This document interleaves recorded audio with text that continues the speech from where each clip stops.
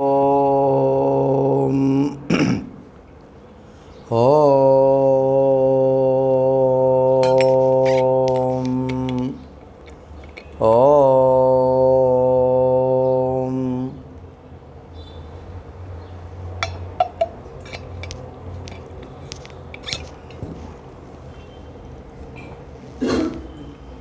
ఓం శ్రీ సత్యానంద యోగీంద్రమరుణాచలవాసిన మౌనీంద్రరమణ పాదాబ్జభృంగం వందే తమన్వహం అరుణశైలగతాశ్రమవాసినం పరమహంసమనంజనమచ్యుతం కరుణయా దదతం వ్యవహారితాం సతతమాత్మని సంస్థితమక్షరే కరుణాపూర్ణసుదాబ్ధి కబలితఘన విశ్వరూపకిరణావల్యా అరుణాచల పరమాత్మన్ అరుణో భవ చిత్తకంజసు వికాసాయ త్వయ్యరుణాచల సర్వం భూత్వా స్థిత్వా ప్రలీనమేతచ్చిత్రం హృద్యహమిత్యాత్మతయా నృత్యశిభోస్తే వదంతి హృదయన్నామ వ్యాసాయ విష్ణురూపాయ వ్యాసరూపాయ విష్ణవే నమో వై బ్రహ్మనిధయే వాసిష్ఠాయ నమో నమః నారాయణం నమస్కృత్య నరం చైవ నరోత్తమం దేవీం సరస్వతీం వ్యాసం తతో జయముదీరయేత్ మూకం కరోతి వాచాలం పంగుం లంఘయతే గిరిం యత్కృపాతమహం వందే పరమానందమాధవం. సద్గురుదేవుల చరణారవిందాలకు ప్రణామాలు అర్పిస్తూ మనం ముంబై భగవాన్ శ్రీ సత్యానంద మహర్షి భక్త మండలిలో శ్రావణ మాస కార్యక్రమంలో ఇవాళ 14వ రోజు సాయంకాలం శ్రీ విష్ణు పురాణం గురించి తెలుసుకుంటున్నాం. మనం నిన్న ఈ గోళముల గురించి తెలుసుకున్నాం. లోకాలు అవి ఎంత దూరంగా ఉంటాయి మొదలైనటువంటి విషయాలన్నీ చాలా వరకు తెలుసుకున్నాం. ఇవాళ మైత్రేయ మహర్షి పరాశర మహర్షిని అడుగుతున్నాడు, భగవన్ సమ్యగ్ ఆఖ్యాతం యత్ పృష్టోసి మయాఖిలం భూ సముద్రాది సరితాం సంస్థానం గ్రహ సంస్థితం.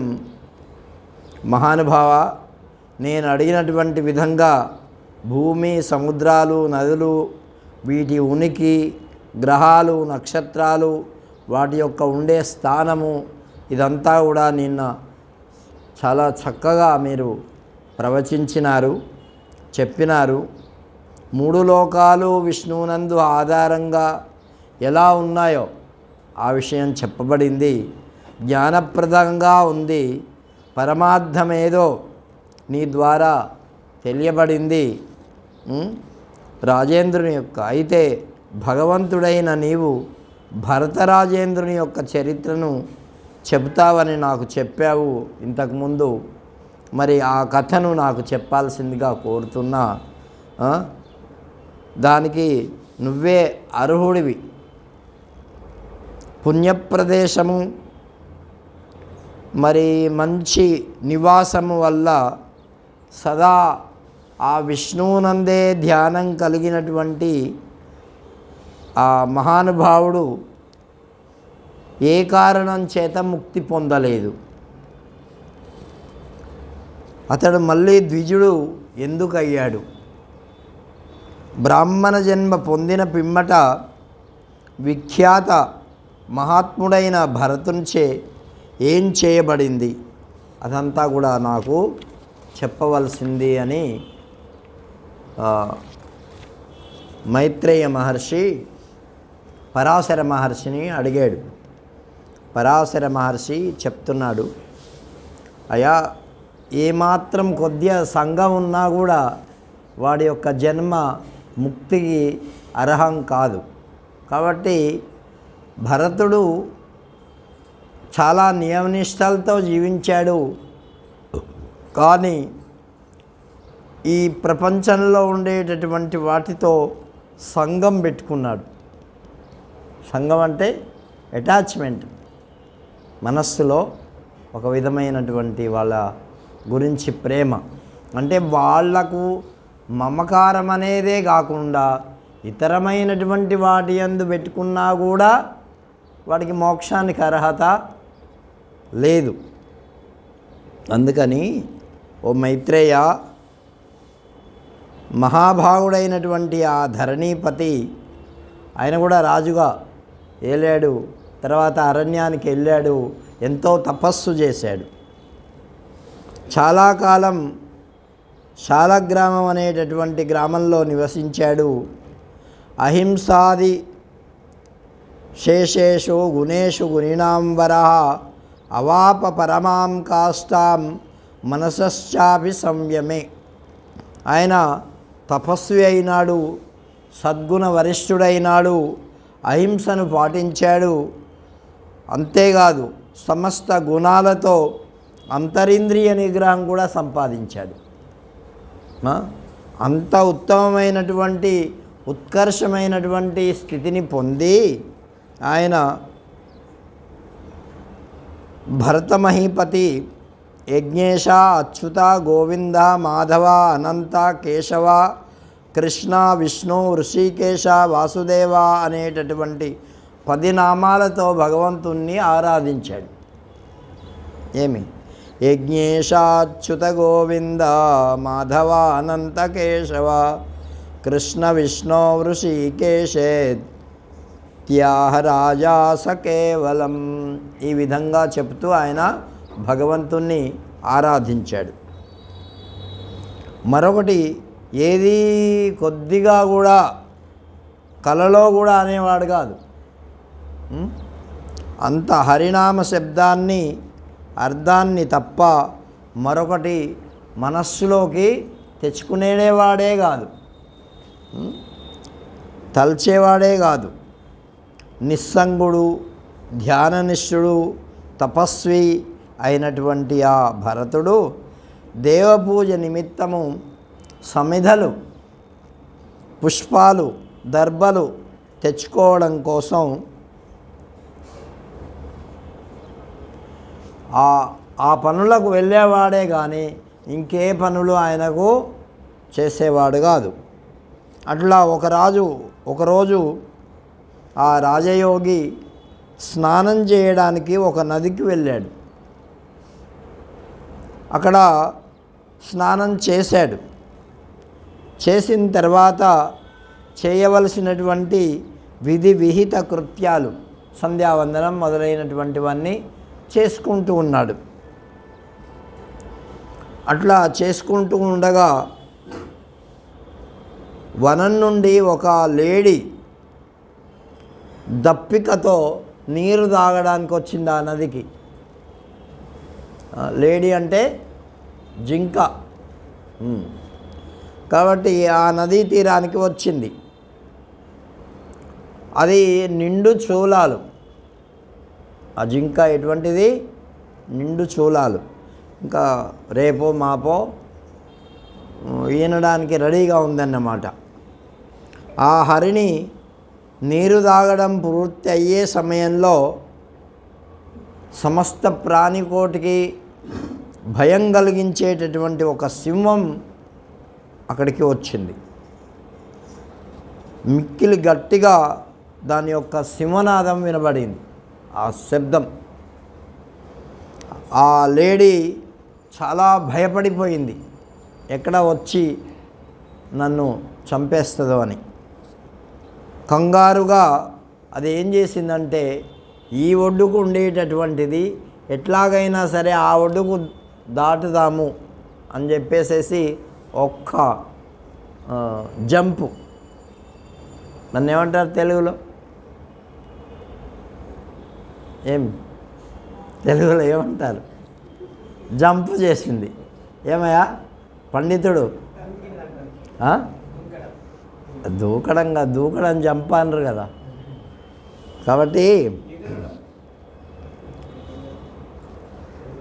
రేపు తెలుసుకొని రండి.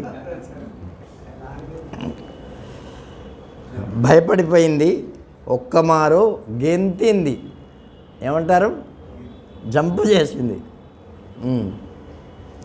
అది మరీ పైకి ఎగిరైనటువంటి కారణం చేత దాన్ని దాటుతూ ఉంటే దాని యొక్క పొట్టలో ఉండేటటువంటి ఆ బిడ్డ పాపం నీళ్ళల్లో పడిపోయింది.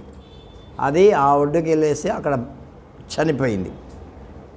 ఆ లేడి గర్భం నుంచి బయటపడ్డటువంటి లేడి కూన ఆ కెరటాల యొక్క పరవళ్ళలో తేలియాడుతూ నదిలో పోతూ ఉన్నది. అంతే కదా, దానికి ఏమొస్తుంది పాపం. ఆ రాజు తటాలన లేచి దాన్ని పట్టుకున్నాడు. ఎవరు? భరతుడు. మైత్రేయ కడుపు ఒక్కమారుగా జారిపడిన క్లేశం చేత ఆ లేడీ అక్కడే దూకినందువల్ల కింద పడిపోయింది. కింద పడిపోయి కన్ను మూసింది. ఆ భరతుడు చెల్లిపోయిన కన్ను మూసినటువంటి ఆ లేడీని చూచి లేడి పిల్లను చేతబట్టుకొని తన ఆశ్రమానికి విచ్చేశాడు. అది ప్రారంభం అన్నమాట. దాని మీద అది చాలా చిన్న పిల్ల, పాపం అప్పుడే పుట్టినటువంటిది. దాని మీద ఆయన దయగలిగింది. ఏంటి? దయగలిగింది. ప్రతిదినం ఇక ఆ లేడి పిల్లను పోషించడానికి కావలసినటువంటి వ్యవహారం చేయాల్సి వస్తున్నది. అది కూడా రాజపోషణలో పెరగడం ప్రారంభించింది మెల్లమెల్లగా. చచారాశ్రమ పర్యంతం తృణాని గహనేషు సహా దూరం గత్వా చశార్ధూలాత్ర సాధయభ్యాయయౌ పునః. అదేం చేస్తుంది? అప్పుడే జంతువులకి ఒక 2-3 గంటల్లో నడిచేటటువంటి శక్తి పెట్టాడు భగవంతుడు కదా. మనం నడుస్తామా? వాటికి మనకంటే నయం అవే. ఆవు కూడా చూడే, అదే వెంటనే కాదు, కొద్దిగా టైం పడుతుంది. కాబట్టి ఆశ్రమం చుట్టూ ఉండేటటువంటి పూరి మేత మేసేది, చిన్న చిన్న గడ్డి తృణాలు అవి. తర్వాత ఒక వెన్నగడ్డి అని ఒకటి ఉంటుంది, మీరు చూసారు ఎప్పుడన్నా? చూడలే. అది చాలా లేతగా ఉంటుంది కదా. చిన్న అప్పుడే పుట్టినటువంటి పిల్లలకు 2-3 రోజులు, వారం రోజులు అట్లా పుట్టినటువంటి పిల్లలకి, అంటే దూడలకి అవి పెడతారు. పెడితే చాలా తొందరగా అరుగుతుంది, దానికి శక్తి వస్తుంది. అటువంటి గడ్డిని కూడా మేయడం, కొద్దిగా అటు ఇటు తిరగడం అట్లా ప్రారంభించింది. మళ్ళీ తిరిగి ఆశ్రమానికి వచ్చేసేది. పెద్ద పులుల భయంతో మళ్ళీ తిరిగి అది ఆశ్రమానికి వచ్చేసేది. ఉదయమే చాలా దూరం పోయేది అది, సాయంకాలానికి మళ్ళీ ఆశ్రమానికి యథాప్రకారంగా తిరిగి వచ్చేది. ఈ విధంగా భరతుని ఆశ్రమ పర్ణశాల ప్రాంగణంలో అది ఉన్నది. ఇంకా దాని విషయము భరతుడు చూడడం ప్రారంభించాడు. అది వచ్చిందా లేదా, ఎక్కడున్నది, ఏం చేస్తున్నది, తింటున్నదా లేదా, నీళ్ళు తాగిందా లేదా, ఇట్లా దాని మీద ధ్యాస. భరతునికి ఆ లేడీ రూపంలో ఉన్న, దగ్గరలో ఉన్న మనస్సు దాన్నే అంటిపెట్టుకొని ఇక ఉండిపోయింది. మరొకటి, అంతకుముందు ఏమనేవాడు? యజ్ఞేశాచ్యుత గోవింద, యజ్ఞేశాచ్యుత గోవింద, మాధవ అనంత, కేశవ కృష్ణ విష్ణు, ఋషికేశ వాసుదేవ అని అనేవాడు. ఇప్పుడేమంటున్నాడు? ఆయన మనస్సులో ఆ జింకనే తలవడం ప్రారంభించాడు. అర్థమైందా?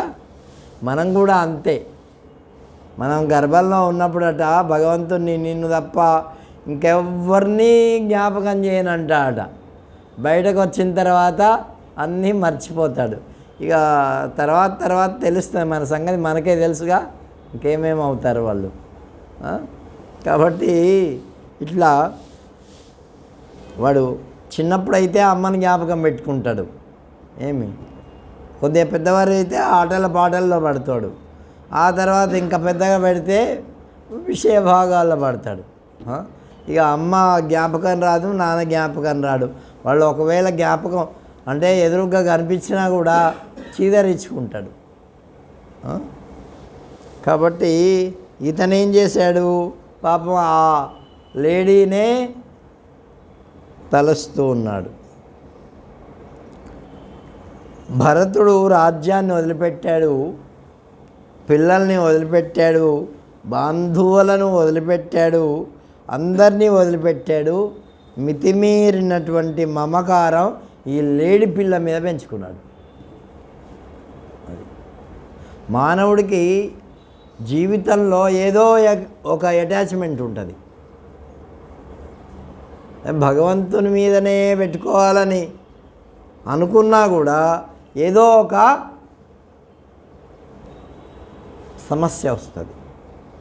కాబట్టి అది ఇంకా ఏమనుకుంటున్నాడంటే, అరే అది బయటకు వెళ్ళి చాలాసేపు అయిందే, ఇంకా తిరిగి రాలేదే, ఏమన్నా తోడేళ్ళు ఏమన్నా మింగేశాయా, సింహాలు ఏమైనా తినేశాయా, పులులు ఏమైనా తినేశాయా, సింహం ఏమైనా చంపేసిందా అని ఇట్లా మనస్సు పరిపరి విధాల పోతూ ఉన్నది. మనం కూడా ఎవరన్నా మన దగ్గర నుంచి మన దగ్గర వాళ్ళు ఊరికి వెళ్తూ ఉంటే వెళ్ళేదాకా ఇక్కడ దాకా పోయారు, అక్కడ దాకా పోయారు, ఏమైందో, వెళ్ళారా లేదా, చేరారా లేదా అని ఇట్లా లోపల అనిపిస్తూ ఉంటుందా లేదా? ఇక లాస్ట్కి వాళ్ళు ఫోన్ చేస్తే అప్పుడు అబ్బాయి చేరారు. చేరిన తర్వాత కూడా ఏవైనా ఎప్పుడైనా ఏదైనా జరగవచ్చు. కాబట్టి ఈ విధంగా లేడిపిల్ల డెక్కల చివర గుచ్చుకున్నటువంటి విచిత్రమైన రంగు గలది. ఇది ఆనందానికి పుట్టినిల్లు. లేడి కూన ఏమైందో, ఎక్కడుందో అని ఇట్లా దాని గురించి దీన్ని ఏమంటారు తెలుసా? ఆలాపన అంటారు. దాని గురించే అనుకో. అందుకే తదాలాపనం, తచ్చింతనం, తత్కథనం అన్యోన్యం అని నారద మహర్షి నారద భక్తి సూత్రాల్లో చెప్పారు. నువ్వు భక్తుడు ఎలా ఉండాలయ్యా అంటే భగవంతుని గురించి ఆలాపన ఉండాలి. తచ్చింతనం, భగవంతుని గురించే చింతన ఉండాలి. తదాలాపనం, తచ్చింతనం, తత్కథనం, ఆయన గురించే చెప్పుకోవడం ఉండాలి. 10వ అధ్యాయంలో భగవంతుడు చెప్పాడు, కథయంతశ్చ మాం నిత్యం తుష్యంతి చ రమంతి చ. ఏమన్నాడు? నా భక్తులు ఎలా ఉంటారయ్యా అంటే నా గురించే చెప్పుకుంటారయ్యా, నా గురించే ఆనందపడుతూ ఉంటారు అని చెప్పాడు. తుష్యంతి, సంతోషపడుతూ ఉంటారు. కథయంతి, చెప్పుకుంటూ ఉంటారు. రమంతి, దాంట్లోనే మునిగిపోతారు. అట్లా. కాబట్టి ఈ విధంగా అరే ఒక్కొక్కసారి నా దగ్గరికి వచ్చేది కదా, నేను జపం చేసుకుంటూ ఉంటే నా వీపు గోకేది కదా తన కొమ్ముతో, ఇట్లా అన్నీ జ్ఞాపకం వస్తున్నాయి. మన చిన్నపిల్లలు చేసేటటువంటి చేష్టలన్నీ జ్ఞాపకం రావా? వస్తాయా రావా? ఏమ్మా నీకు వచ్చినాయా? అడవి నుంచి క్షేమంగా తిరిగి వచ్చి ఇక్కడికి వస్తుందా రాదా అని ఇలా అనుకుంటూ ఉన్నాడు. లేతమైనటువంటి పళ్ళతో ఆ కొనలు అంటే గడ్డి యొక్క కొనలు ఎలా తింటూ ఉన్నది. దుబ్బులు, రెల్లు దుబ్బలు ఇవిగో అని సామగానం చేసే బ్రహ్మచారుల విధంగా విరాజిల్లుతూ ఉన్నది అని ఇలా అనుకుంటూ ఉండేవాడు. ముని మనస్సు అది వెళ్ళి చాలాసేపు అయింది, ఇంకా తిరిగి రాలేదే అనిపించేది. ఆ పిల్ల, జింక పిల్ల ప్రక్కన ఉంటే వదనం, ఆయన యొక్క ముఖం ప్రసన్నంగా సంతోషంగా ఉండేది. అది లేకపోతే కొద్దిగా విచారంగా ఉండేవాడు. ఈ విధంగా మహీపతి అంటే ఆ రాజు భరతుడు రాజ్యము, భోగములు, సంపద, స్వజనము ఇలా అన్నింటినీ విడిచిపెట్టినటువంటి వాడైనప్పటికీ ఆయనకేమైంది? ఈ లేడీ యందు మమకారం పుట్టింది. అది ఇక ఈ మమకారం వల్ల అంతకుముందు ఉండేటటువంటి సమాధి భంగమైపోయింది. అంటే భగవంతుని గురించి ఆ ఆలాపన, భగవంతుని గురించి స్మరణ అదేమైంది? భంగమైపోయింది. మనకు కూడా అంతే కదా. ఎవరన్నా చిన్నపిల్లలు వస్తే అదే లోకం, ఇక వాళ్ళకి ఇంకేం లోకం ఉండదు. ఇట్లా రాజు యొక్క చిత్తము స్థిర చిత్తం కాస్త చంచలమైపోయింది. అది కదిలితే ఇతను కదిలేవాడు, అది ఎటన్నా పోతే ఈయన అటు పోయేవాడు, అది అన్నం తింటే ఈయన అన్నం తినేవాడు, అది నీళ్లు తాగితే ఈయన నీళ్లు తాగేవాడు. ఏమిటి అట్లా అయిపోయింది.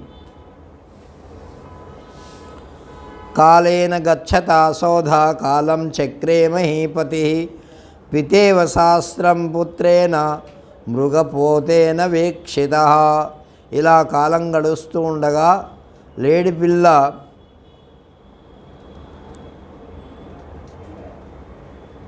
ఆ బిక్కమొగం పెట్టి కన్నీళ్లతో కన్నబిడ్డ తండ్రిని చూస్తూ, అది ఎందుకో అలా ఉండగా ఈ భరతుడు మరి దాన్ని స్మరిస్తూ, దాన్ని చూస్తూ శరీరం వదిలిపెట్టాడు. ఏమైంది? ఈయన అంటే చాలా కాలం అయింది, మరి మృత్యు వస్తుంది కదా, ఎప్పుడైనా రావచ్చు, ఎక్కడైనా రావచ్చు. భరతుడు ప్రాణాలు వదిలిపెడుతూ ఆ లేడీనే స్మరించాడు, చూశాడు. కించిత్తైనా భగవంతుణ్ణి స్మరించలే. చివరి సమయంలో దేన్ని స్మరిస్తే అటువంటి జన్మ వస్తుంది అని మన భగవద్గీతలో చెప్పాడు కదా. అవునా? చెప్పాడా?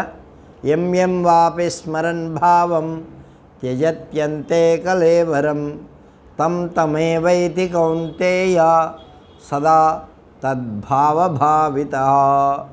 దేన్ని స్మరిస్తూ ఈ శరీరాన్ని వదిలిపెడతారో వాళ్ళు ఆయా శరీరాలను వాళ్ళు పొందుతారు, ఆయా రూపాన్ని పొందుతారు.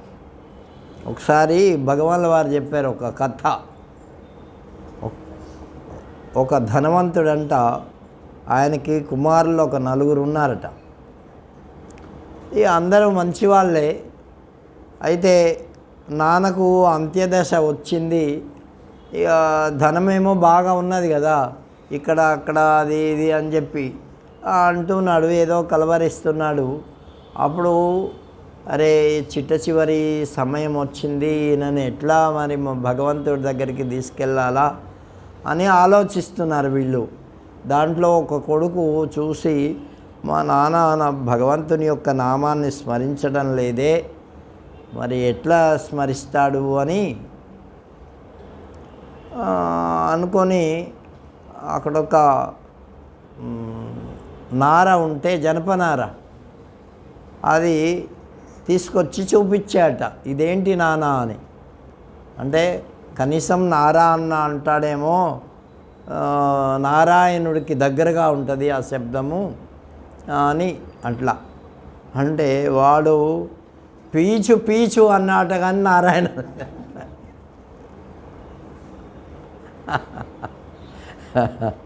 కాబట్టి అట్లా మానవుడు అంత సులభంగా భగవంతుని యొక్క నామాన్ని అనలేడు. తతశ్చ తత్కాల కృతాం భావనాం ప్రాప్య తాదృశీం జంబూ మార్గే మహారణ్యే జాతో జాతిస్మరో మృగః. తర్వాత అవసాన సమయంలో తాను చేసినటువంటి ఆ పొరపాటును, ఆ భావనను, పూర్వజన్మ స్మృతి కలిగింది. ఇంత తపస్సు చేశాడు కదా, ఆ జింకకు ఏం కలిగింది? పూర్వజన్మ స్మృతి. అరే, నేను మానవుడిగా ఉన్నాను, ఇప్పుడు ఇలా జింకగా జన్మనెత్తానే అని పూర్వజన్మ స్మృతి కలిగింది. పూర్వజన్మ స్మృతి ఉన్నంత కారణం చేత అతడు ఈ ప్రపంచం పట్ల ఉదాసీనత వహించాడు. ఆ భయంకరమైనటువంటి అరణ్యంలో జన్మించి ఆయన మరి అలా తిరుగుతున్నాడు. తల్లిని విడిచిపెట్టి తిరిగి సాలగ్రామం చేరి అక్కడ ఉన్నాడు. ఎండుగడ్డితోనే తన జీవనాన్ని సాగిస్తున్నాడు.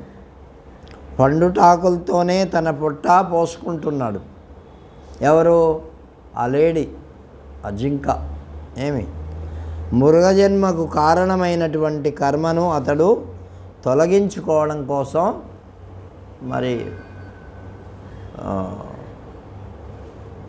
ఇది అట్లా వెయిటింగ్ చేస్తున్నాడు తన జన్మ.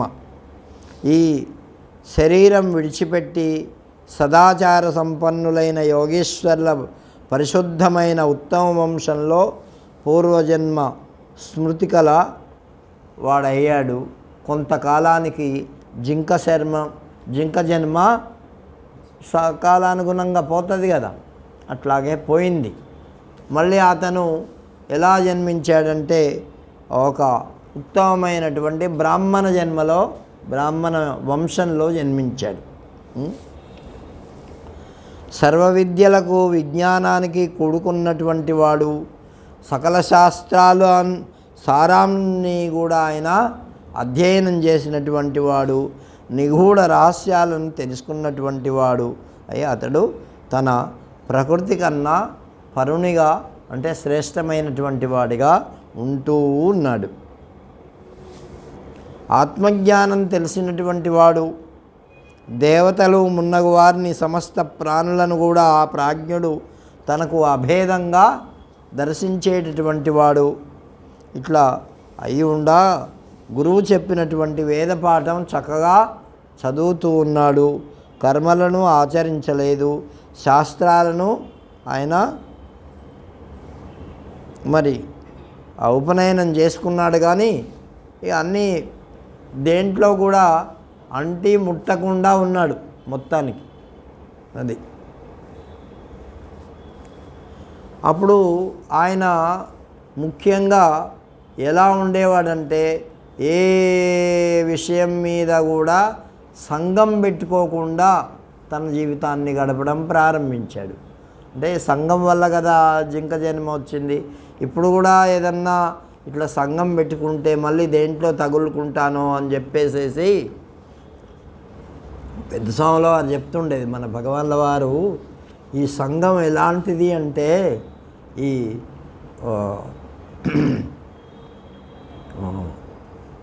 గాలం లాంటిదంట. గాలం అంటే గాలం తెలుసా ఎవరికన్నా? ఎవరికి? మీకు తెలుసా? కాదు, చేపలు పట్టేది దానికి ఒకటే కొండి ఉంటుంది. నూతిలో బొక్కెన పడిపోతే దాన్ని తిప్పుతారనమాట. దానికి కొండ్లు చాలా ఉంటాయి. పూర్వం ఉండేవి అవి. అంటే బావిలు ఉన్నప్పుడు. ఇప్పుడు బావులు ఏం లేవుగా, కుళాయే, నల్లలే. కాబట్టి అప్పుడు బావులు ఉన్నప్పుడు ఉండేవి, దానిలో వేసి ఇట్లా తిప్పితే ఆ బక్కెన దేనికో ఒకటి తగిలి వచ్చేది. అట్లాగే ఈ మానవుడి యొక్క మనస్సు అంట ఆ గాలం లాంటిదంట. ఏమి దేంట్లో ఒకటి దాంట్లో తగులుకుంటుంది. ఏమి కొడుకులను, కూతుళ్ళను, బిడ్డలను, ధనమను, సంపదను, భూమిను, ఇళ్ళను, పక్క వాళ్ళను, అది ఎట్లాగన్నా తగులుకోవచ్చు. ఇటు ప్రేమగానన్నా తగులుకోవచ్చు, లేకపోతే ద్వేషంగానన్నా కూడా తగులుకోవచ్చు. ఏమి శిశుపాలుడికి ద్వేషం వల్ల కృష్ణుని యందు తగులుకున్నది, అందుకని ఆయనకు ముక్తి వచ్చింది. గోపికలకు ప్రేమతో తగులుకున్నది ఏమి కృష్ణుని, అందుకని వాళ్ళకు కూడా ముక్తి వచ్చింది. అర్జునుడికి స్నేహం అనేటటువంటి భావనతో తగులుకున్నది, అందుకనే కృష్ణుడికి దగ్గరైనాడు. ఇట్లా మరి ఒక్కొక్కరు ఒక్కొక్క విధంగా తగులుకుంటారు. అపద్వస్తవపుస్సోపి మలినాంబర దృగ్విజ క్లిన్నదంతాంతర సర్వై పరిభూత సనాగరై. ఇక అతడు దేని మీద దృష్టి పెట్టకుండా ఉన్నాడు కాబట్టి స్నానం చేస్తే చేసేవాడు, లేకపోతే లేదు. మట్టి కొట్టుకొని పోయి ఉంటే కొట్టుకొని పోని అనేవాడు, బూడిద కొట్టుకుని పోయితే పోని, మాసినటువంటి గుడ్డలుంటే ఉండని, ఉతుక్కునేటటువంటి ఏం లేదు, ఆ పళ్ళ నడుమ పాచి ఉంటే ఉండని, అంటే అంత శరీరం మీద దేని మీద కూడా ఆయన దృష్టి పెట్టకుండా అలా ఉన్నాడు. ఆయన సమ్మాననాపరామానిం యోగర్ధే కురుతే యతః జనేనావమతో యోగి యోగ సిద్ధిం చ విందతి. కాబట్టి జనుల చేత మరి ఏ సంబంధము పెట్టుకునేవాడు కాదు. ఒకవేళ వాళ్ళు అవమానించినా ఈయన గమ్ముగా ఉండేవాడు, ఏం తిరిగి ప్రతిక్రియ చేసేవాడు కాదు. అట్లాగే సత్పురుషుల ధర్మాన్ని దూషించకుండా ఉండేవాడు. జనులు తనల్ని అవమానించినా కూడా వాళ్ళని ఏమనేవాడు కాదు, వాళ్ళతో సాంగత్యం పెట్టుకునేవాడు కాదు. అన్నీ కూడా పరబ్రహ్మను తలుచుకుంటూ ఆయన జడున్లాగా, ఉన్మత్తునిలాగా ఇతరులు చూసేదానికి ఏమనుకునేవారంటే ఈడొకడు జడుడు, ఏ పిచ్చివాడు అని అనేలాగా ఉండేవారట. రమణ మహర్షి ఉన్నప్పుడు ఒక స్వామి ఉండేవారు, రమణాశ్రమంకి కొద్దిగా ముందుగా ఉంటుంది. ఆ స్వామి పేరు జ్ఞాపకం రావట్లేదు నాకు. ఆయన తిరువన్నామలైలోనే ఉండేవారు, తిరుగుతూ ఉండేవారు అక్కడక్కడ. ఏ విధన్నా వస్తువు కావాలంటే ఏదో ఒక షాపులోకి వెళ్ళి ఆ వస్తువు తెచ్చుకునేవారంట. ఎవరు ఏమనేవారు కాదంట ఆయన్ని. ఎవరన్నా దండం పెట్టడానికి పోతే రాళ్ళతో కొట్టేవాడు ఆయన. ఏం చేసేవాడు?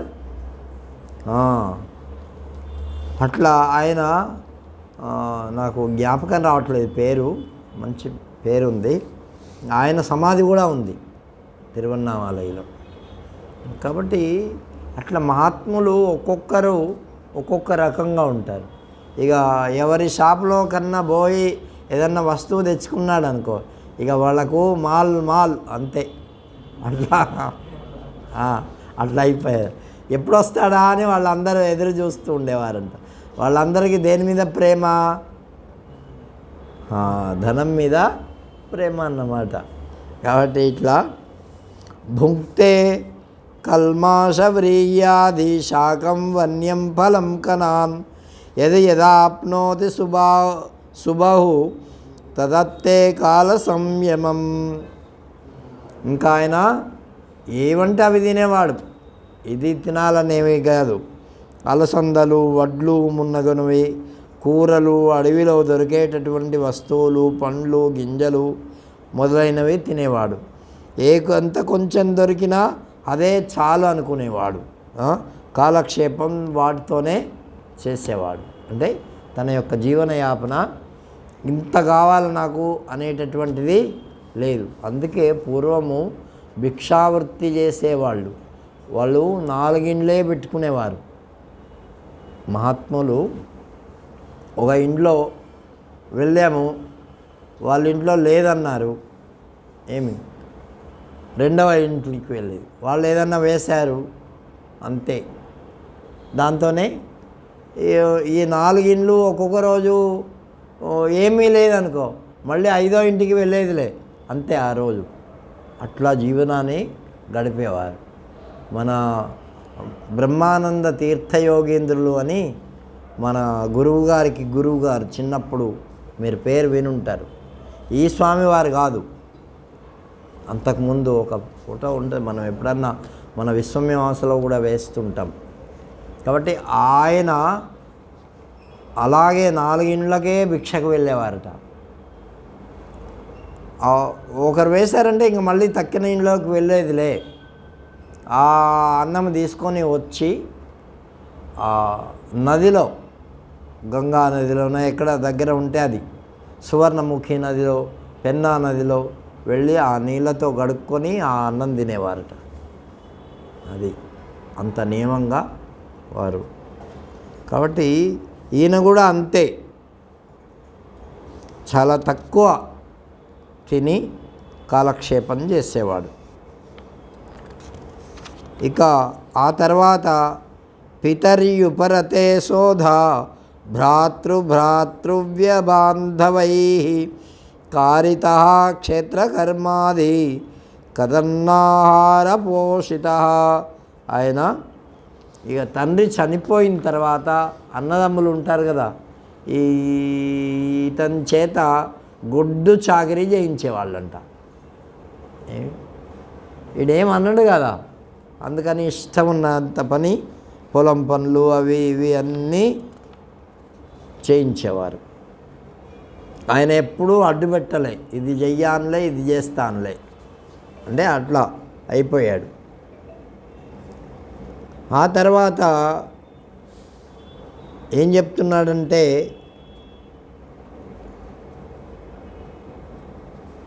రాత్రౌ తం సమలంకృత్య వైశస్య విధానతః అధిష్ఠితం మహాకాళీ జ్ఞాత్వా యోగేశ్వరం తతః ఖడ్గం సమాదాయ నిశితం నిశిసాయ తథా క్షత్తారం క్రూరకర్మాణమచ్చిన్నత్ కంఠమాలతః స్వపార్షదైతా దేవి పపౌ రుధిరమల్బనం. ఆ సేవకుడు రాత్రి సమయంలో బలి ఇచ్చి చంపేటటువంటి పద్ధతిలో అలంకరించాడు. బలిపీఠాన్ని అధిష్ఠించినటువంటి ఆ యోగీశ్వరుడు మహాకాలికి ఒకరోజు ఈయనను తీసిపోయారు బలిద్దామని, కానీ అది సాగలే ఏమి. అట్లా మరొకసారి ఒక రాజు, సౌవీరరాజు అనేటటువంటి వాడు ఒక చోటుకి వెళ్తున్నాడు, ఒక మహాత్ముని దర్శించడానికి వెళ్తున్నట్టున్నాడు. అట్లా అయితే అప్పుడు ఏముండేవంటే పల్లకీలు ఉండేవి. పల్లకీలు తెలుసా? పల్లకీలు 4 వైపులా మనుషులు ఉండి మోసపోతూ ఉంటారు ఏమి. అట్లా ఆయన్ని కూడా మోసపోతున్నారు 4. ఈయన ఒక చోట కనిపించాడు, అరే వీడు బాగా బలిష్టంగా బాగున్నాడు అని చెప్పేసేసి ఈయనను పెట్టారు. అలవాటు లేదు కదా, అలవాటు లేకపోయేసరికి ఎగుడు దిగుడుగా నడుస్తున్నాడు. అంటే సరిగ్గా అలవాటు ఉండేవాళ్ళు సక్రమంగా బాగా నడుస్తారు, ఇక అలవాటు లేనటువంటి వాడు ఎలా నడుస్తాడు? అట్లా నడిచేసరికి ఆయన అటువంటి సంస్కారహీనుణ్ణి ఎందుకు తీసుకొచ్చావా ఇక్కడ అని వాళ్ళని అడిగాడు. అడిగితే ఏదో ఉన్నాడు అక్కడ వాడిని తీసుకొచ్చాము నిన్ను మోయడానికి అని చెప్పారు. అది ఇక్షుమతి తీరంలో కపిల మహర్షి శ్రేష్టమైనటువంటి ఆశ్రమానికి వెళ్ళడానికి ఆయన సంకల్పించుకున్నాడు. కపిల మహర్షి ఆశ్రమం. కాబట్టి ఆ తర్వాత ఆయన బుద్ధిమంతుల్లో శ్రేష్ఠుడైనటువంటి ఆ భరతుడు 4 చేతుల కొలతపాటి దూరం చూస్తూ మెల్లగా నడుస్తూ వెళ్ళాడు. మిగిలిన సేవకులు గబగబా నడుస్తున్నారు, ఈయన మెల్లగా నడుస్తున్నాడు. చూసేసరికి నరపాలుడు ఎగుడు దిగుడుగా నడవడం చూసి, ఏమిటిది, పల్లకి పోయిలారా, సరిగ్గా నడవండి అని గట్టిగా అరిచాడు. అరిచేసరికి అరే ఏమిటిది అని మరోవారు మళ్ళీ అరిచారు. ఇట్లా పల్లకి పోయి వీడు వేగంగా నడవటం లేదు అని చెప్పి ఇతన్ని చూపించారు. చూపించేసరికి ఏం నాయనా అలసిపోయావా, ఈ పల్లకిని కొద్ది దూరం మాత్రమే మోసావు, తెగ బలిసి ఉన్నావు కదా, ఏం మరి శ్రమ కోర్చుకోవడం లేదా అని దబాయిస్తూ ఉన్నాడు. అప్పుడు బ్రాహ్మణుడు ఆ మాటలు విని, మహీపాల, నేను బలిసి ఉన్నవాణ్ణి కాదు, ఈ పల్లకిని మోసేవాణ్ణి కాదు, అలాగే అలసి ఉన్నవాణ్ణి కాదు, శ్రమకు ఓర్చుకోవాల్సిందనేది ఇక్కడ ఏమీ లేదు అని అన్నాడు. అంటే దేనికి అర్థం కాకుండా మాటలు మాట్లాడుతున్నాడే అని రాజు ఆశ్చర్యపోయాడు. నీవు ప్రత్యక్షంగా బలిసి కనిపిస్తున్నావు కదా, ఈ పల్లకి భుజంపైనే ఉన్నది కదా, బరువు మోసేవాడివే కదా, మరి నేనేం మొయ్యలేదు, నేను నడిచేవాడిని కాదు అంటున్నావే అని రాజుగారు అన్నారు. అంటే అప్పుడు భరతుడు అద్భుతమైనటువంటి బోధను చెప్పాడు. అంటే బ్రాహ్మణ రూపంలో ఉండేటటువంటి భరతుడు ఏం చెప్పాడంటే, ప్రత్యక్షం భవతా భూప యదృష్టం మమ తద్వద బలవాన్ అల్పేతి వాచ్యం పశ్చాద్విశేషణం. రాజా, నాకు మొదట ఈ విషయం చెప్పు, నీకు నాలో ప్రత్యక్షంగా ఏం కనపడింది? బలవంతుడనా, బలహీనుడనా, విశేషణం ఏం కనపడింది చెప్పు అన్నాడు. నీవు పల్లకి మోసావు, ఇప్పటికీ నీ భుజం మీద పల్లకి ఉన్నది అని అన్నావే, ఇదంతా మిథ్య. నేను మొయ్యటం లేదు, నేను బలిసి లేను, బలవకుండా లేను అన్నాడు. ఇగో భూమిపై 2 పాదాలు ఉన్నాయి, పాదద్వయంపై పిక్కలు ఉన్నాయి, పిక్కలపై జంగలు ఉన్నాయి, ఆ జంగలపై ఊరువులు ఉన్నాయి, ఆ తొడలు ఉన్నాయి వాటికి ఆధారంగా, ఆ తర్వాత ఉదరం ఉన్నది, ఉదరంపై వక్షస్థలం ఉంది, వక్షస్థలంపై చేతులు ఉన్నాయి, చేతులపై స్కందభాగం ఉంది, దాన్ని ఆశ్రయించి ఈ పల్లెకు ఉన్నది. అంతేగాని నేను మోస్తానంటే అన్నాడు ఆయన. భారం దేనివల్ల మోస్తున్నది అంటే, ఈ పల్లకిలో నీవు ఎక్కడికి వెళ్తున్నావో నీది కనబడే శరీరం వాస్తవంగా ఈ శిబికలో ఉన్నట్లు, నేను భూమి మీద ఉన్నట్లు చెప్పబడుతోంది, కానీ ఈ విధంగా వచించడం చెప్పడం కూడా మిథ్య అన్నాడు. రాజా, నీవు నేను ఇలాగే మిగిలిన వారం అందరము కూడా పంచభూతాలతో మోయబడేటటువంటి ఈ శరీరంలో ఉన్నాం. ఈ పంచభూతాలు కూడా గుణప్రవాహంలో పడిపోతూ నడుస్తూ ఉన్నాయి. సత్వము మున్నగు గుణాలు కర్మకు అధీనమై ఉంటాయి. ఏమి కర్మ అనేది అవిద్య అనేటటువంటిది.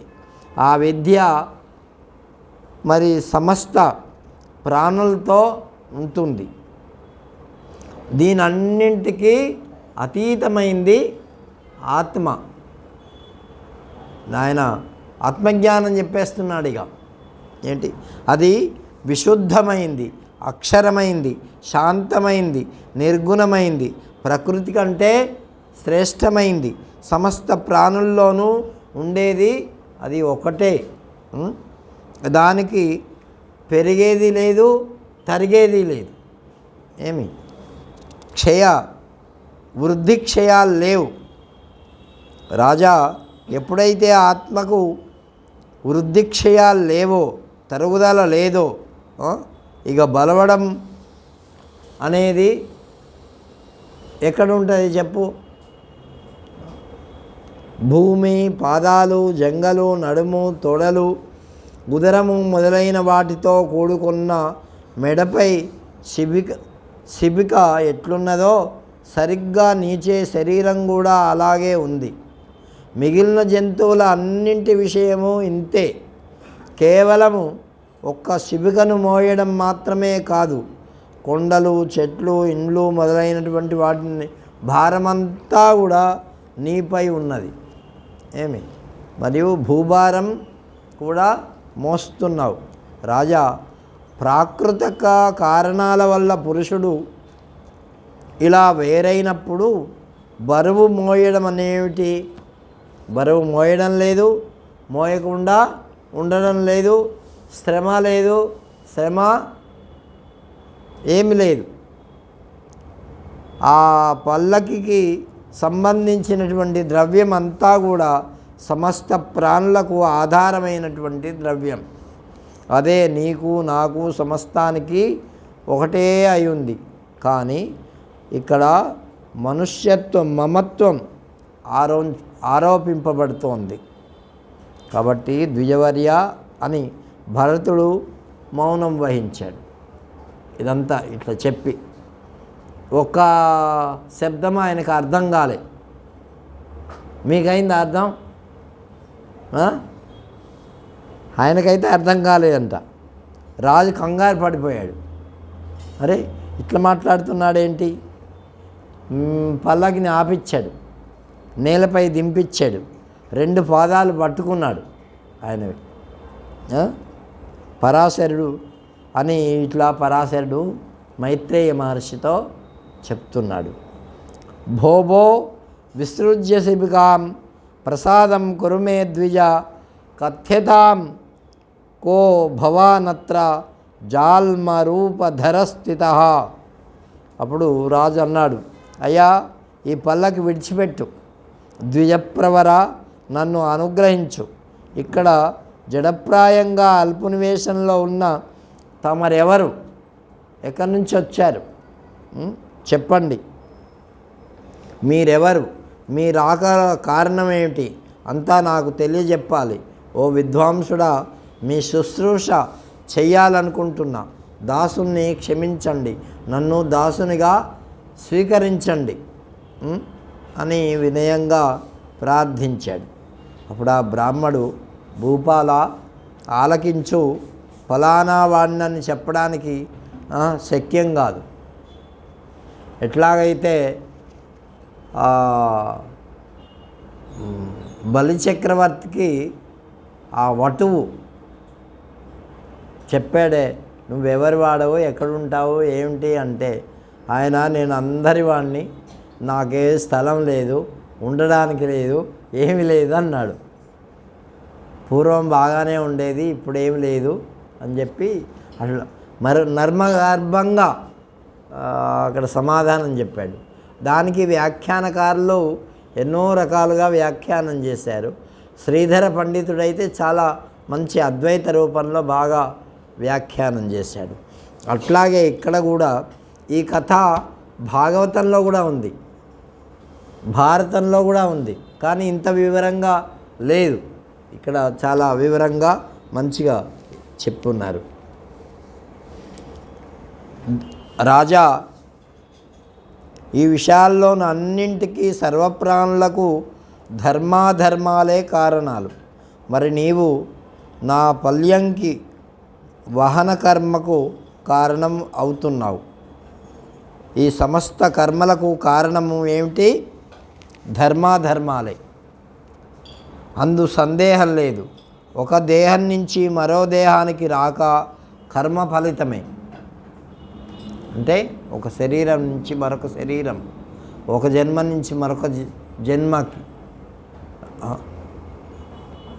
ఇదిగో మన వాళ్ళందరూ కూడా ఏంటి, ఈ జన్మ పరంపరల్ని నమ్మేవాళ్ళు ఇలా చెప్తారు. కొంతమంది ఏమిటంటే, మొన్న కూడా మీకు చెప్పా, ఇక ఈ జన్మ వస్తే అంతే, ఈ జన్మతో సరే ఇంకేం జన్మలు రావు, వేరే జన్మలు రావు అని చెప్తారు.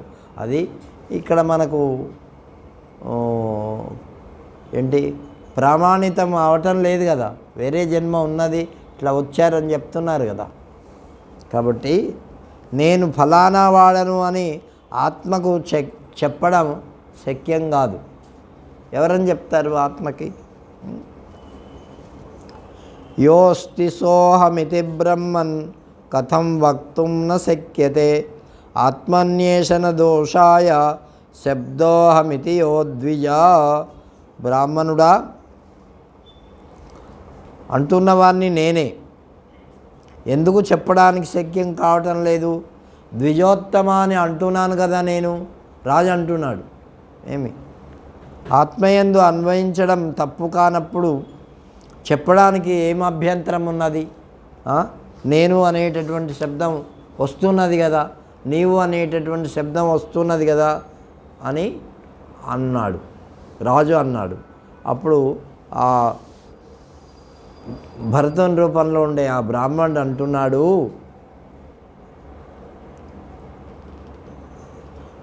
అయ్యా, నేను అన్న శబ్దం ఆత్మ విషయమై వర్తించడం దోషం కాదు, అది యథార్థం. ఆత్మ కానిది ఆత్మ అనుకోవడం, అట్లా అనడం అది భ్రాంతి లక్షణం. అంటే మనం ఏమనుకుంటున్నాము, ఈ శరీరమే నేను అని మనమందరం అనుకుంటున్నాం కదా. ఈ శరీరం పోయినప్పుడు నేనని చెప్పడానికి అక్కడ ఏమి లేదు.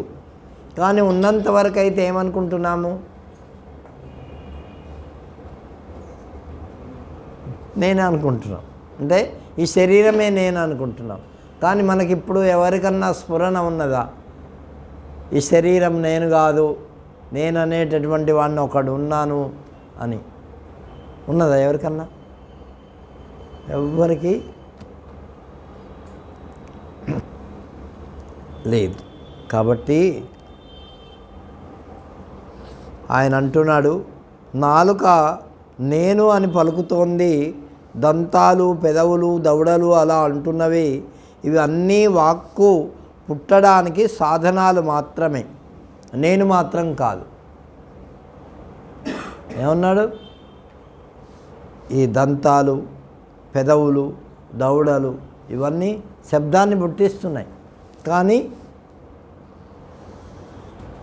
నేను అనేటటువంటి పరతత్వం మాత్రం దంతాలు కాదు, నాలుక కాదు, ఇది కాదు, ఏది కాదు. ఇంకేది మరి? ఉట్టి దంతాలు ఉన్నాయనుకో, అక్కడ అవేమైనా మాట్లాడతాయా? దాని లోపల ఏదన్నా ఉంటేనే ఏమి. కాబట్టి ఈ విధంగా ఆయన అంత వేదాంతం చెప్పాడు, చాలా వేదాంతం చెప్పాడు ఇక్కడ.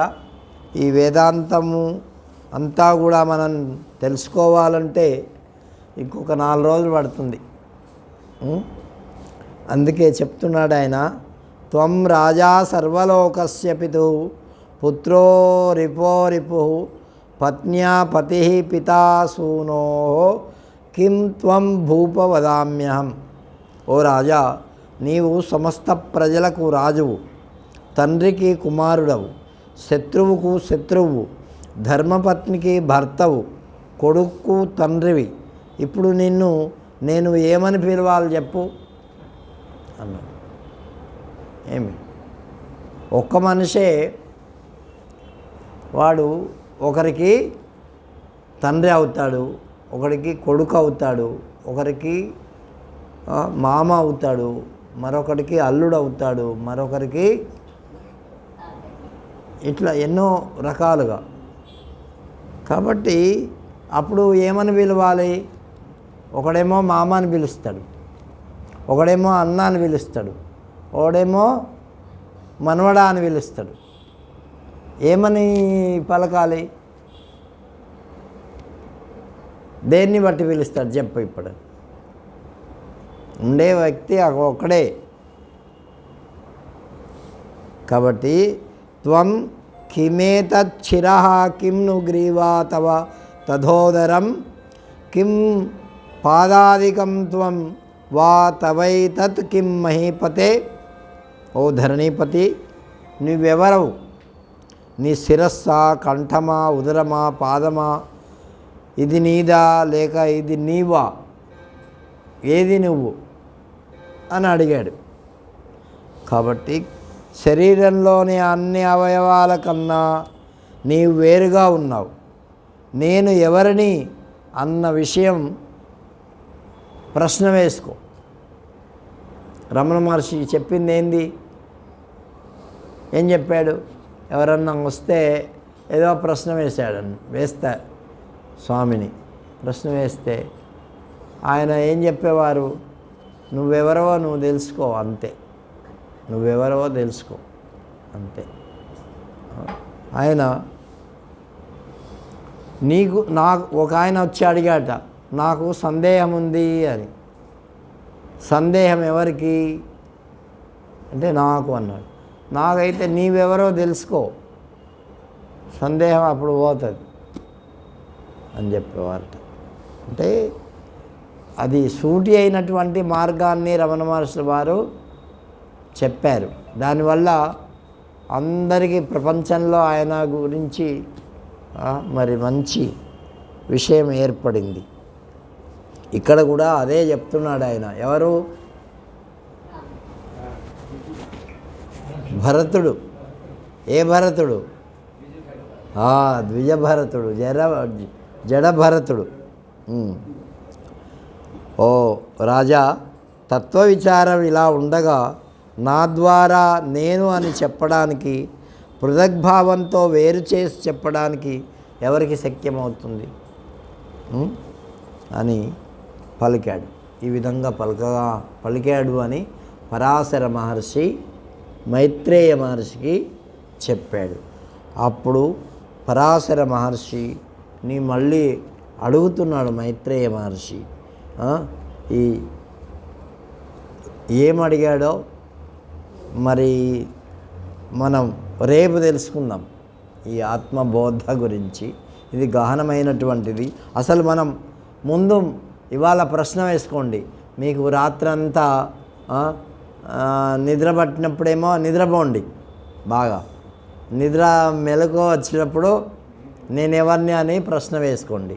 మీకేమైనా సమాధానం వస్తే నాకు రేపు చెప్పండి. అవునా? ఏం రాకపోతే అది కూడా చెప్పండి నాకు. కాబట్టి రేపు ఆ విషయం తెలుసుకుందాం. ఇంకా అసలు నేను ఇది పూర్తి చేద్దాం అనుకున్నా ఇవాళ. నిన్ననే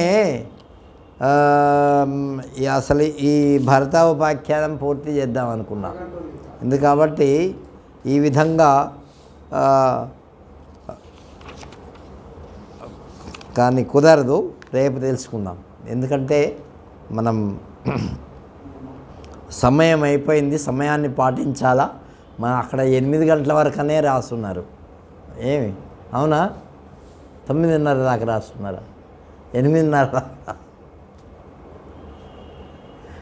అందుకే మనం పెట్టిన నియమం మనమే పాటించాలిగా. అవునా? కాబట్టి రేపు తెలుసుకుందాం. ఓం శ్రీరామ జయ రామ జయ జయ రామ.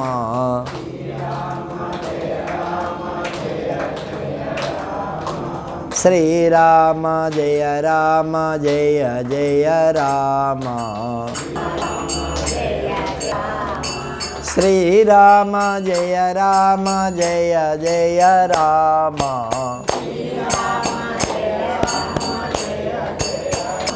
శ్రీరామ జయ రామ జయ జయ రామ.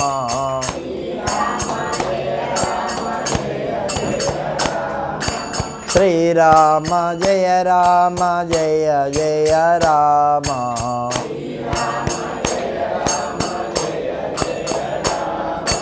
శ్రీరామ జయ రామ జయ జయ రామ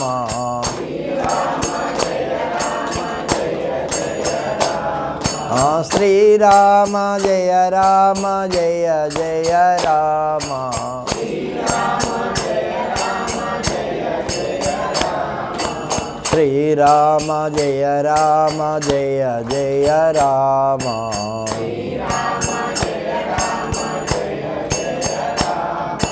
శ్రీరామ జయ రామ జయ జయ రామ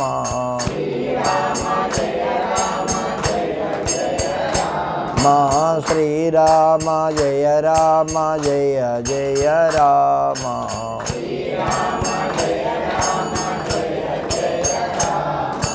శ్రీరామ జయ రామ జయ జయ రామ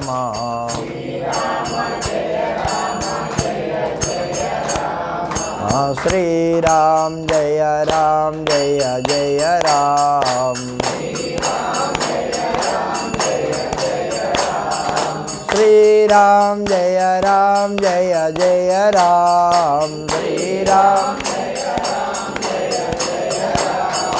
శ్రీరామ జయ రామ జయ జయ రామ శ్రీరామ జయ రామ జయ జయ రామ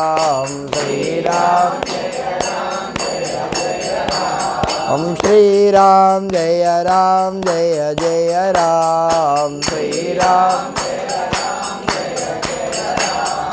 శ్రీరామ జయ రామ జయ జయ రామ శ్రీరామ జయ రామ జయ రామ శ్రీరామ జయ రామ జయ జయ రామ శ్రీరామ జయ రామ